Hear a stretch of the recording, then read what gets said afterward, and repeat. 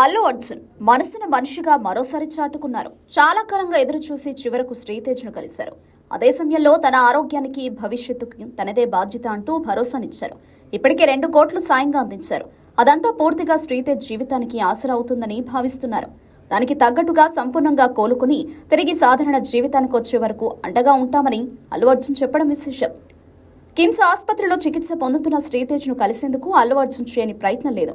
ఒకటి కాదు, పలుమార్లు ఆయన్ని అడ్డుకునే ప్రయత్నం చేసినా ఆయన పట్టు వదలని విక్రమార్కుడిలా వ్యవహరించారు. చివరికి పోలీస్ యంత్రాంగమే అనుమతినివ్వాల్సి వచ్చింది. దాంతో అల్లు అర్జున్ తన బిడ్డతో సమానంగా భావిస్తున్న శ్రీతేజ్ కోసం ఎంతో ఆతృతతో ఆసుపత్రిలో అడుగుపెట్టారు. బాబుతో ఎక్కువ సమయం గడిపే ప్రయత్నం చేశారు. పూర్తి భరోసా కల్పించారు. తనకు ఏ లోటు రాదని ధీమా వ్యక్తం చేశారు.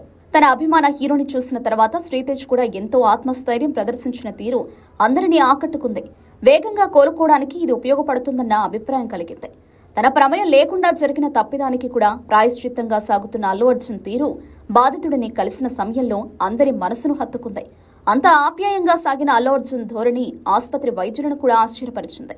తనకు ఎటువంటి సమస్య రాకుండా పూర్తి ఆరోగ్యంతో త్వరలోనే సాధారణ జీవితాన్ని గడిపేందుకు అనువుగా చొరవ చూపాలని అల్లు అర్జున్ కోరిన వైనం దాని పట్ల కిమ్స్ యాజమాన్యం కూడా సంతృప్తి వ్యక్తపరిచారు. మొత్తంగా తనలో ఉన్న మనిషి తత్వానికి తగ్గట్టుగా వ్యవహరించిన కారణంగా ఇప్పుడు బాధితుడికి పూర్తి భరోసా కలిగినట్టయింది.